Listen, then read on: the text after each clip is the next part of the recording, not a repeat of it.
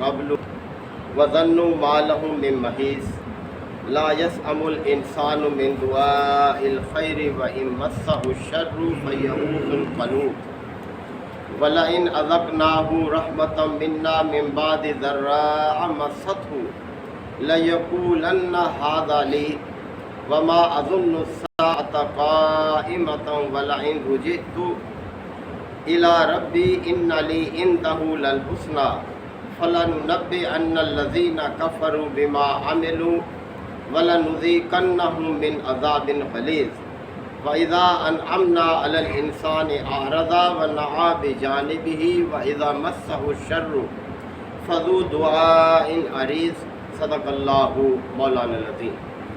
حضرات، سورہ حامیم السجدہ کے یہ چھٹے رکوع کی آیات ہیں۔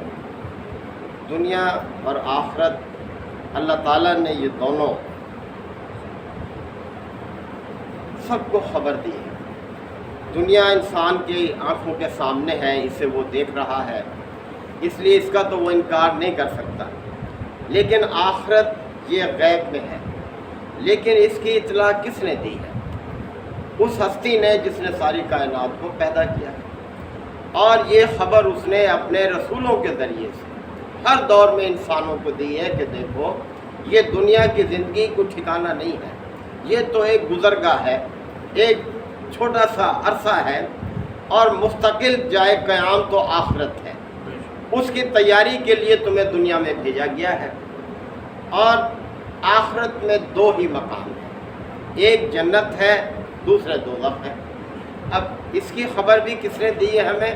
اسی ہستی نے جس نے کائنات کو پیدا کیا اپنے پیغمبروں کے ذریعے سے، ورنہ ہمارے پاس اور کوئی ذریعہ نہیں ہے اس چیز کا علم حاصل کرنے کے لیے۔ اب دوزخ کے حوالے سے کہ وہاں کیا کیفیت ہے، یہ بھی اللہ تعالیٰ نے ہمیں بتایا کہ دوزخ تو وہ مقام ہے کہ جہاں مجرم لوگ جائیں گے، جنہوں نے دنیا میں اللہ کی دعوت کو قبول کرنے سے انکار کیا، کفر اور شرک کے ساتھ زندگی بسر کی، اور اس میں جو کیفیات ہیں وہ اللہ تعالیٰ نے خود بیان کی ہے کہ وہاں توق ہوں گے، بیڑیاں ہوں گی، زنجیریں ہوں گی، کھولتا ہوا پانی پینے کو دیا جائے گا، زخموں کا دھون دیا جائے گا، وہاں انسان جو ہے زقوم کھائے گا، یعنی دوزخ کے پیندے میں سے اگنے والا پودا ہے وہ۔ تو یہ ساری چیزیں اس ہستی نے ہمیں بتائی، اور جنت جو کہ آرام اور آسائش کا ٹھکانہ ہے، اس کی نعمتوں کے بارے میں بھی اللہ تعالیٰ نے ہی ہمیں باخبر کیا ہے۔ اب انسان کو فیصلہ کرنا ہے کہ اسے کس انجام کی تیاری کرنی ہے۔ دنیا ایک بہت مختصر سا وقفہ ہے، اس کو کوئی نسبت ہی نہیں ہے آخرت کے مقابلے میں، اس لیے کہ آخرت تو ہمیشہ کا دور ہے، کبھی ختم نہ ہونے والا دور ہے۔ تو انسان کانپ جاتا ہے جب اس کا تصور کرتا ہے دوزخ کا، کہ یہاں اگر ہمیں گرم چیز سے تھوڑا سا ہاتھ چھو جائے تو فوراً ہم پیچھے ہٹا لیتے ہیں، ایک لمحے بھی برداشت نہیں ہوتا، اور کہاں وہ آگ کے اندر ہمیشہ رہنا، ہمیشہ اس کے اندر رہنا۔ تو اللہ تعالیٰ نے خبردار کیا ہے انسانوں کو، بار بار توجہ دلائیے کہ دیکھو، نادان نہ بنو، ہم نے تمہاری طرف اپنے پیغمبر بھیجے ہیں جنہوں نے تمہارے سامنے ہماری دعوت رکھی ہے، اور اس دعوت کی تاثیر تم اپنی آنکھوں سے دیکھ رہے ہو کہ جن لوگوں نے پیغمبروں کی دعوت کو قبول کر کے اس پر عمل کرنا شروع کیا، ان کی زندگیاں ہی بدل گئیں، بالکل دوسروں سے وہ ممتاز ہو گئے۔ اور پیغمبر کی اپنی زندگی دیکھ لو، ایک مثالی انسان کی زندگی ہوتی ہے۔ تو اللہ تعالیٰ نے اسی طرف توجہ دلائی کہ جب یہ منکرین حق آخرت میں ہوں گے، انہیں پکارا جائے گا، اور پھر اللہ پوچھے گا این شرکائی، بتاؤ کہاں ہیں اب وہ میرے شریک، تم دنیا میں ان کے لیے کس طرح سے فریفتہ تھے، میرے ساتھ انہیں شریک کرتے تھے، اب بتاؤ کہاں ہیں، تمہیں ذرا بچائیں، چھڑائیں ذرا اس عذاب سے۔ تو وہ کہیں گے کہ اے پروردگار، ہم ان کے گواہ نہیں ہیں، اب ہم ان کا اقرار نہیں کرتے، یعنی وہ سب ہم سے کھو گئے۔ تو فرمایا جا رہا ہے وَضَلَّ عَنْهُمْ مَا كَانُوا يَدْعُونَ مِن قَبْلُ، اس سے پہلے وہ جن جن کو پکارا کرتے تھے وہ سب ان سے گم ہو جائیں گے، کوئی سہارا نہیں ہوگا انہیں اس عذاب سے بچانے کے لیے۔ وَظَنُّوا مَا لَهُم مِّن مَحِيصٍ، اور وہ جان لیں گے کہ اب ہمارے لیے کوئی جائے پناہ نہیں ہے، کوئی پناہ کی جگہ نہیں ہے۔ لا یسأم الانسان من دعاء الخیر، انسان خیر کی دعائیں مانگتا تو تھکتا ہی نہیں ہے، یعنی ہر وقت اپنے لیے خیر کی دعا، یعنی خوشحالی ہو، تندرستی ہو، اولاد جو ہے وہ بھی بہتر ہو، خوشحال ہو، کوئی تکلیف نہ ہو، انسان خیر کی دعائیں مانگتا ہوا تھکتا نہیں ہے۔ لیکن وَإِن مَسَّهُ الشَّرُّ، جب اس پر کوئی مصیبت آ جاتی ہے، یہ سب اللہ ہی کی طرف سے ہے، خوشحالی بھی، تندرستی بھی، مصیبت بھی، خیر بھی۔ فَيَئُوسٌ قَنُوطٌ، تو پھر مایوس ہو جاتا ہے، دل شکستہ ہو جاتا ہے، پھر بھی اللہ کی طرف رجوع نہیں کرتا۔ اللہ ہر کیفیت سے انسان کو آزماتا ہے، اچھے حالات کے ذریعے سے بھی، تنگ حالات کے ذریعے سے بھی، دونوں حالات میں اللہ کی طرف رجوع کرنا، یہ ہے انسان کی ذمہ داری۔ وَلَئِنْ أَذَقْنَاهُ رَحْمَةً مِنَّا، اور جب ہم اسے اپنی رحمت کا مزہ چکھا دیتے ہیں، مِن بَعْدِ ضَرَّاءَ مَسَّتْهُ، اس تکلیف کے بعد جو اسے آئی ہوتی ہے، جب اسے اپنی رحمت کا مزہ چکھاتے ہیں، لَيَقُولَنَّ هَذَا لِي، تو پھر بڑے ذوق سے کہتا ہے یہ تو میرے ہی لیے ہے، میرا حق بنتا ہے، میری قابلیت ہے، میری صلاحیت ہے، اس کا نتیجہ ہے۔ اور پھر وَمَا أَظُنُّ السَّاعَةَ قَائِمَةً، اور یہ کہتا ہے کہ میں تو یہ گمان ہی نہیں کرتا کہ قیامت کبھی آئے گی۔ دیکھیں کتنا بڑا انکار ہے، یہ اللہ کے دعوے کا انکار ہے۔ اللہ نے دعویٰ کیا ہے کہ قیامت برپا ہوگی، سب انسان دوبارہ زندہ ہوں گے، ہر ایک اپنے اعمال کو دیکھے گا اپنے سامنے، تو یہ منکر حق کہتے ہیں کہ کوئی قیامت نہیں آئے گی۔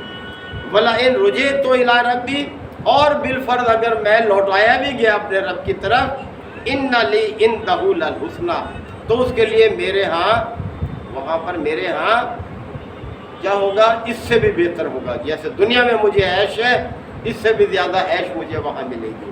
یعنی کتنی خام خیالی ہے، کتنا غلط گمان ہے یہ کہ کریں برائی، اللہ کے ساتھ شریک کریں اور کہیں کہ اگر ہمیں لوٹایا بھی گیا تو وہاں ہمارے لیے اس سے بھی بہتر ہوگا۔ فَلَنُنَبِّئَنَّ الَّذِينَ كَفَرُوا بِمَا عَمِلُوا، اللہ نے فرمایا ہم ضرور باخبر کریں گے منکرین حق کو ان کے اعمال کے حوالے سے، ایک ایک عمل ان کے سامنے رکھیں گے۔ وَلَنُذِيقَنَّهُم مِّنْ عَذَابٍ غَلِيظٍ، اور انہیں سخت تر عذاب کا مزہ چکھائیں گے ہم انہیں۔ وَإِذَا أَنْعَمْنَا عَلَى الْإِنسَانِ، اور جب انسان پر ہم اپنی کوئی نعمت اتارتے ہیں، اسے نعمت سے دو چار کرتے ہیں، آرزہ تو منہ موڑ لیتا ہے، یعنی ہماری طرف سے بالکل بیگانہ ہو جاتا ہے۔ وَنَأَىٰ بِجَانِبِهِ، اور اکڑ جاتا ہے، اپنی ہی قابلیتوں کا نتیجہ قرار دیتا ہے، اللہ کی طرف رجوع نہیں کرتا۔ حالانکہ اللہ تعالیٰ نے فرمایا وَمَا بِكُم مِّن نِعْمَةٍ فَمِنَ اللَّهِ، تمہیں جو نعمت بھی حاصل ہے وہ اللہ کی طرف سے ہے، اللہ کا شکر گزار ہونا چاہیے تمہیں۔ لیکن منکر حق کا رویہ یہ ہے کہ اچھے حالات میں کہتے ہیں کہ یہ تو ہماری اپنی قابلیت ہے، کوئی کسی کا احسان نہیں ہے۔ وَإِذَا مَسَّهُ الشَّرُّ، اور جب اس پر کوئی مشکل آ جاتی ہے، مصیبت آ جاتی ہے، فَذُو دُعَاءٍ عَرِيضٍ، تو پھر لمبی لمبی دعائیں کرتا ہے۔ تو انسان کا ظرف بہت چھوٹا ہے، کم ظرف انسان کی یہ خاصیت ہے کہ وہ اللہ کا ناشکرہ بن کر رہتا ہے۔ اللہ کی شکر گزاری صرف اللہ کی دعوت قبول کرنے سے حاصل ہوتی ہے، اس کے علاوہ انسان اللہ کا شکر گزار نہیں بن سکتا کہ اللہ کی دعوت کو قبول کرے، اس کے مطابق زندگی بسر کرے، یہی حقیقی شکر گزاری ہے اللہ تعالیٰ کی۔ اللہ تعالیٰ ہم سب کو عمل کی توفیق عطا فرمائے۔ وآخر دعوانا الحمدللہ وکفیٰ وسلام علی عبادہ الذین اصطفیٰ۔ ربنا آتنا فی الدنیا حسنہ وفی الآخرۃ حسنہ وقنا عذاب النار وادخلنا الجنۃ مع الابرار یا عزیز یا غفار یا رب العالمین۔ اللہم انک عفو کریم تحب العفو فاعف عنا۔